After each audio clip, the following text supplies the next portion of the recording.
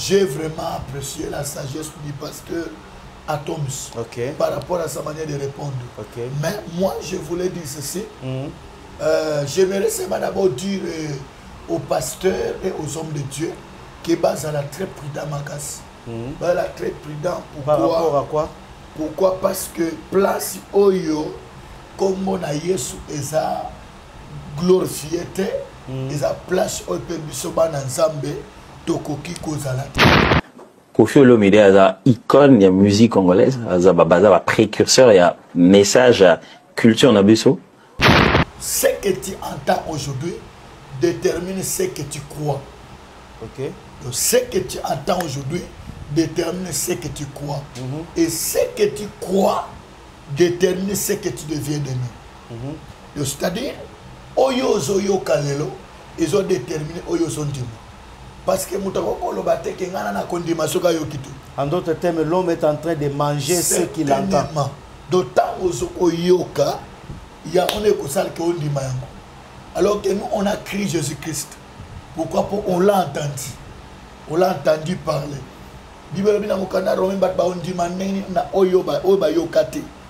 C'est par là, vous avez quelque part là, femme comme Koffi Olomide. C'est-à-dire, comme on a là, ce sont les grands noms qui ont bâti un peu notre musique. Koffi Olomide, le pasteur Atoms a participé à un concert. Ni na que ça, pour yoka musique. Pour yoka musique, musique, pour yoka kuna. Et ça musique que Kumama et Kolo Yesue Kumama. Musique quoi ils ont introduction. Non. Parce que musique na yoka te place autant soit comme ça Yesu. C'est un grand honneur que muta sa musique ba ne bele bon quand ça musique ça les et cause utile na respecter invitation à ma casse vraiment. Atoms a dévié le point na mayele. Pourquoi? Pour aboy ko que nous suivre conscience. Et deuxièmement, à part, parce que pour Christ Azate, Fouani Oye Atoms à cause de la musique, il y a Koffi Olomide. Voilà, ils ont la réponse à l'Ibosso. Deuxième réponse, ils allaient par rapport Bible Zoloba, qu'aucun n'a appelé totalement ma bête.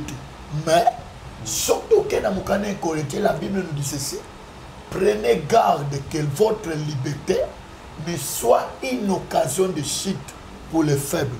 C'est une liberté, na pasteur Atoms à qui n'a pas participer parce que ça moutou n'a bien Simon Boye a participé. Mais pourquoi a évité yango? C'est parce que Aboyi qui kokende na ekona ebe ça va tenir mabako.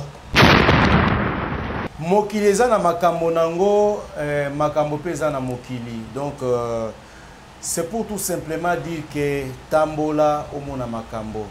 Donc si au Kangami esika moko jamais okoyeba qu'est-ce qui est en train de se passer dans ce monde. Merci une fois de plus, nous saluons tous ceux qui sont branchés, scotchés sur la grande chaîne. Vous êtes sur Richard Officiel TV. Alors nous vous saluons et nous vous disons merci de vous savoir nombreux sur ce plateau. Zangite Topé Simbo Tenabatonyoso Yayo Yangowana Mama Foura Topé Simbo Tepa Iwapozali Tolobi. Sois béni. Be blessed wherever you are in Jesus' mighty name. Merci Tozana plateau Oyo Pona Kolobela toujours Makambo Oyo Tokoti Kate Koloba Soki Yesuna no Zongite parce que Musala Nabiso Ezali Yako édifié, Musala Nabiso Ezali Yako éclairé. Voilà. Merci. Je suis sur ce plateau pas seul. Je suis avec l'homme de Dieu. Bon, mais ça n'a déjà, comme on a moi dit, je pense que ça la cabine déjà bien. Alors, shalom, Ndanga Nzambe. Oui, shalom, monsieur Bénisson. Shalom. Boni Makabo, santé bien. En tout cas, Nzamba Zosala, Zosunga vraiment, Kimia Isali, Zotokonono. Et ça, linga esengo makasi ko partager les sous plateau, hein, mokolo ya lelo. Tolingi penzato le belamoi makambo o Isali dans l'actualité. Amen. Naïbité, comment vous vous sentez par rapport à la santé aujourd'hui? Non, en tout cas, comme je viens de dire, que Zamba Zosunga, santé zongi normal, sauf moi, mais en tout cas, qui m'est allé.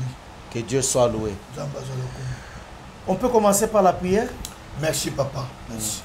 On peut prier. Adonai, notre Dieu, nous te remercions pour avoir nous accordé le souffle de vie et pour cette grâce que tu nous as fait encore de nous tenir devant ce plateau. Bénis ces moments, bénis ces instants, bénis tout le monde qui nous suit dans le monde entier et surtout que cette chaîne soit aussi bénie. Bénis tous les orateurs de la chaîne Prophète Richard Nim, qu'ils soient bénis au nom de Jésus-Christ. Amen. Amen. En tout cas, merci Matondo, toi Sakidi là, na Batunyoso Oibazali, Kolandabiso pendant ce moment. Homme de Dieu, l'actualité c'est affaire Kofi Pasteur Atoms. Ah bon? Oui. À Salisoni. Ozoye Bate. Non, non, non, non. Quand il y a un bon invité, na yoka. Nous sommes là pour vous et puis ceux qui vous inviter, nous avons vraiment pour répondre si tout le monde est allé pour conseiller ensemble. Ezalaka malamu pe nganga nzambe alandaka makambo eleka na mokili. Certainement. Certainement. Alors vous en tant qu'homme de Dieu, naningina leka rapidement déjà na motuna nanga ya mokolo lelo, en tant qu'homme de Dieu, est-ce que un musicien mondain a occupé kobenga yo? Ce qui te dit mondain, c'est-à-dire que azali kobeta musique profane. A kobenga yo par exemple jour ya ko inaugurer pour que okende ko sala prière d'ouverture. En tant que nganga nzambe ko okende. Non non ba benchi.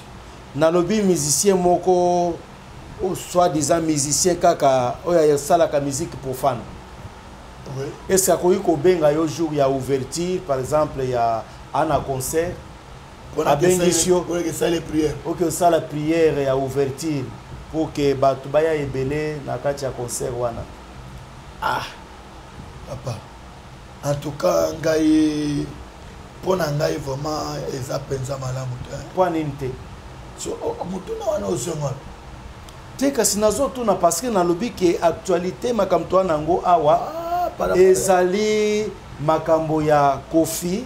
Ok. Kofi na Atoms. Bon, bon.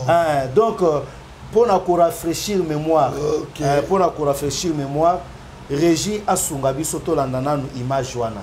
Parce que c'est l'image là qui va bien parler. Certainement, certainement. C'est parti. Bondenge Kofi Olomide a invité yo na concert na Hippodrome yo sande.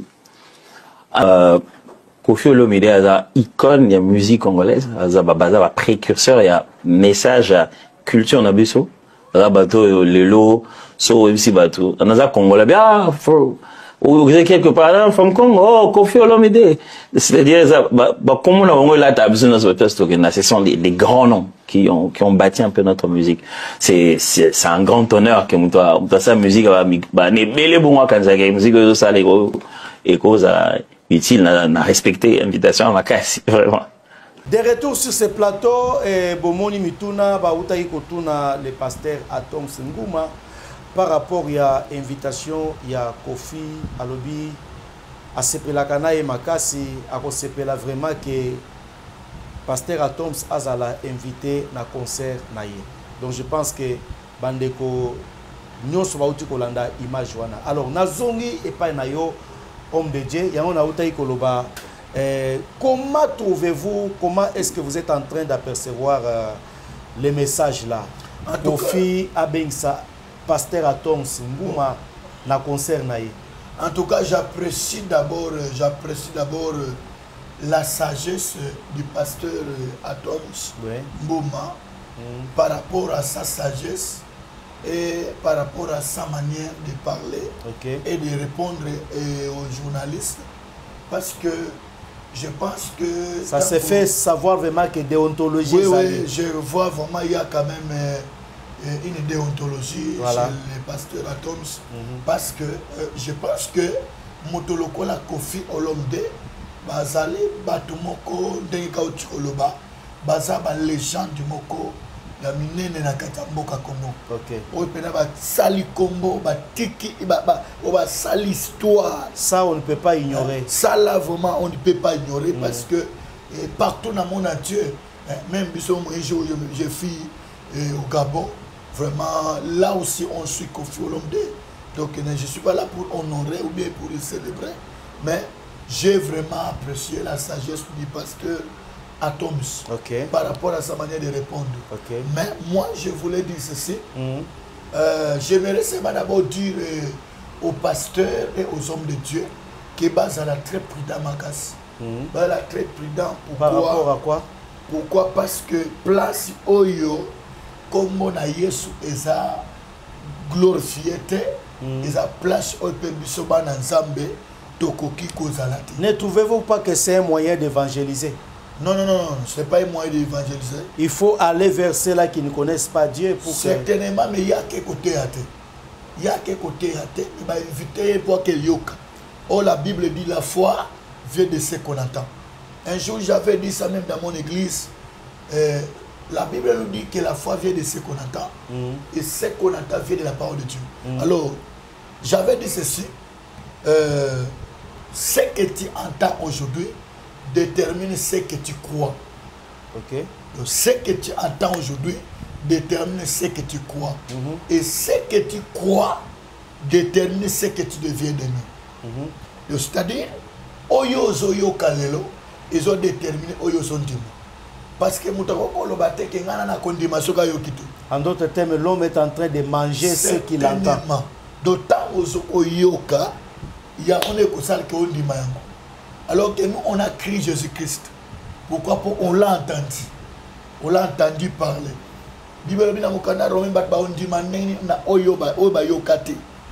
C'est par là,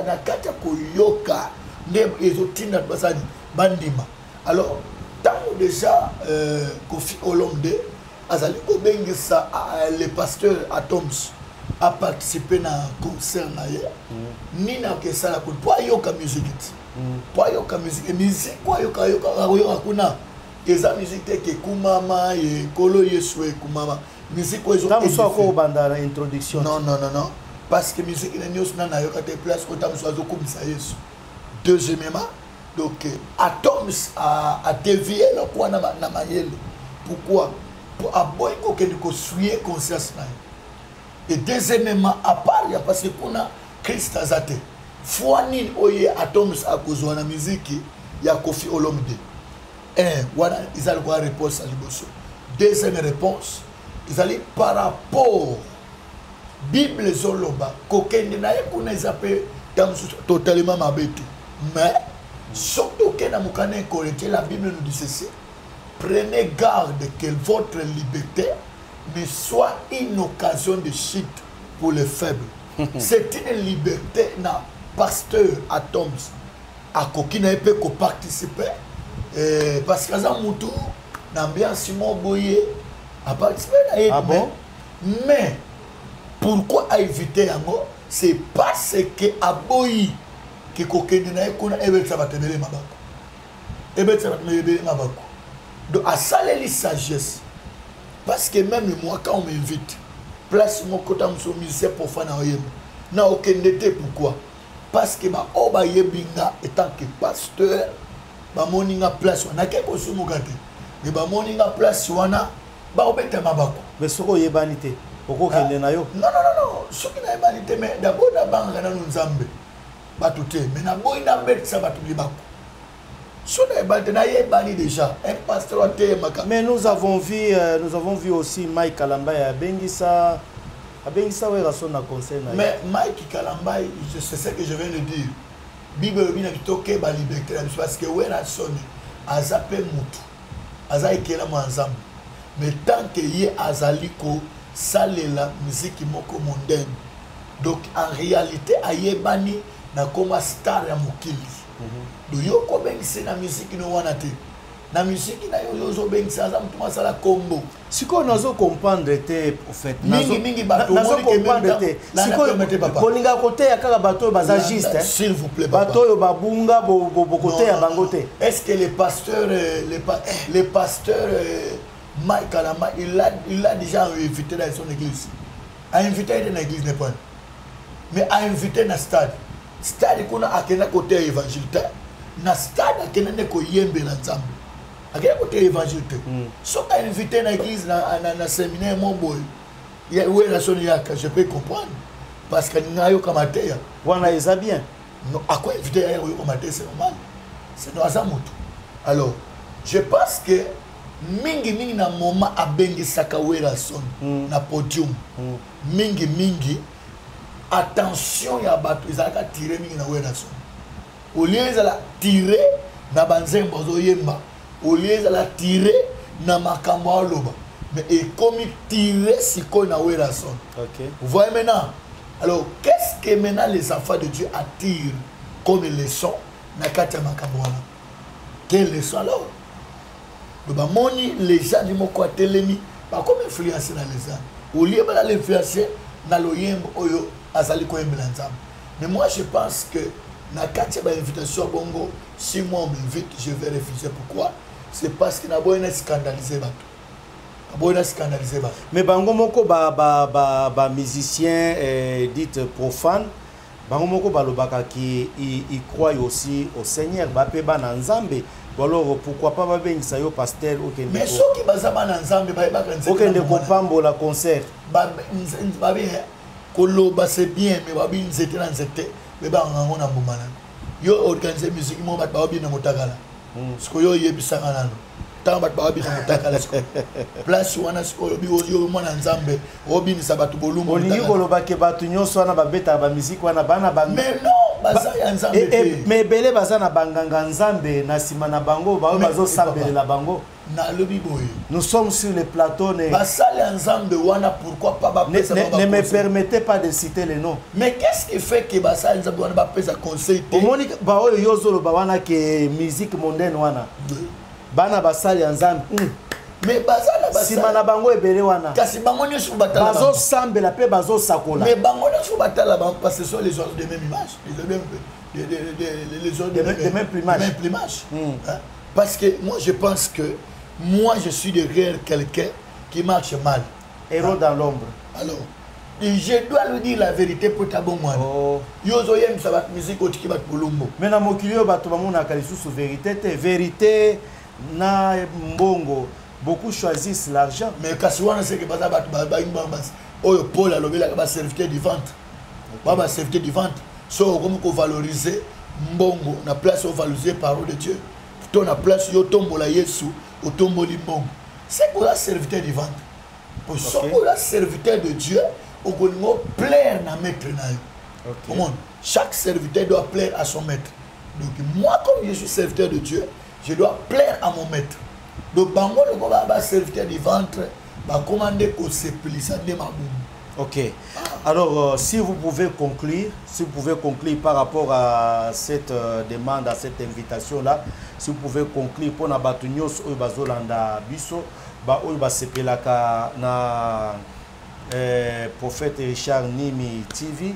Donc, ba ou nyos ba soutenaka ba émission oyo. Donc, si vous pouvez conclure brièvement, est-ce que moi na nzambe akoki pe à un certain moment koloba non na sali kaka eza nango lisumu te me na sali na ngai kaka nini wana sali net ko répondre à l'invitation? Non, Bible ezoloba na Corinthiens 7 Bible bi il y a quelle relation entre les ténèbres et la lumière? Et Bible lobi n'ayez pas de relation avec les impies. N'ayez pas de relation avec les ténèbres. Et sortez du milieu de et moi les ténèbres, je vous accueillerai. Tant déjà yo mutu oze ensemble, oza ensemble, oza s'associer, na mutu oze na mambo mabe. Alors tu dois savoir que yo pe bakotanga yo seloye. Kasi problème ezo sala c'est parce que aussi basali aussi bazana mabe ebele. Mais c'est basali baza trempé vraiment na kati ya ba mabe wana tellement que à telle enseigne que bateau oyo dit musique profane, bamoni qu'il n'y a pas vraiment une différence entre eux et ceux-là qui servent le Seigneur. C'est pourquoi ils trouvent pas normal, ils peuvent s'inviter. C'est ça. Liberté na bango ezali ko pengusa bato belé. Surtout bato bana sima na bango. Parce que un homme de Dieu wana bato belé. À quoi tu peux retraite? Wana bato belé bandimela kayo. Parce que yo ok na place ya ndengwana. Moi j'ai aimé vraiment la réponse à Tom Saïko Souk Sarabiki non. C'est parce qu'il a la responsabilité belé na Canada. Pour na comment na Canada qu'on a la responsabilité wana moyenne zala. Ah, on a participé. Na sagesse. Non, c'est un homme sérieux. Hein. Ah, mais certainement. C'est un homme sérieux à Koro Salangote. Mais certainement. Voilà. Au moins, oui. Certainement. Donc, il n'est qu'au participer, on a dévié de les passer à Toms. Il avait raison. Il avait raison. En tout cas, le pasteur Atoms avait raison. C'est ce que nous allons retenir sur ce plateau de la bouche de l'homme de Dieu, le prophète Richard Nimi. Je pense que chaque chose a son temps. Après le temps, ce n'est plus le temps. Donc, nous sommes obligés de chuter déjà avec cette émission. Soki Nganga Yanzambe Akokiko Sambela, aussi pour Nabandeko Nyonso Bazali Kolandabiso en ce moment. Et surtout, nous sommes dans une période pascale. Certainement. Habité s'il y a aussi une parole à adresser parce que certainement. Au fait, Pâques quand même. Certainement, c'est une fête de la Bible. Les musiciens profanes peuvent fêter en gros. Mais on est allé bango papa. Yes, pas qu'on fait la bango. À qu'on fait la bango, mais on va profiter de l'occasion. Ça va conclure. Fête épique, ça met les bango. Alors je voulais souhaiter une bonne fête. Okay. De Pâques à tout chrétien et à tout membre de l'église Corps du Christ. Vous êtes partout dans le monde entier, au Canada, en Amérique, aux États-Unis, au Swaziland, en Belgique. Que le Dieu des prophètes vous bénisse. Soyez protégés, soyez sécurisés et surtout que nous sommes à la période de Pâques. C'est une période où l'ennemi aussi profite vraiment. J'aime les frères qui ont chanté, c'est toujours aux périodes des fêtes qu'on a toujours tué les enfants de Dieu. Alors soyez prudents, fêtez comme des enfants de Dieu, soyez toujours sobres et sages, et confiez-vous toujours à l'Éternel. Et moi je pense que le mois ici de la Pâque, ça va terminer en paix et vous n'allez pas perdre quelqu'un. Je n'oublie pas vous donner mon numéro, c'est affiché sur le bas de votre écran. C'est le plus 243 89 96 59 834. Ça, c'est le numéro du prophète Richard. Autrement dit, la machine de l'Éternel. Nous vous aimons beaucoup. Soyez affermis dans la parole et surtout, je vais prier pour ceux-là qui ont des difficultés, des problèmes, des circonstances très compliquées. Que la grâce de mon Dieu vous soit accordée et que la faveur du Tout-Puissant soit votre partage. Je suis le représentant légal, le visionnaire de l'Église, la main puissante de l'Éternel. Soyez bénis. Ciao. Ciao.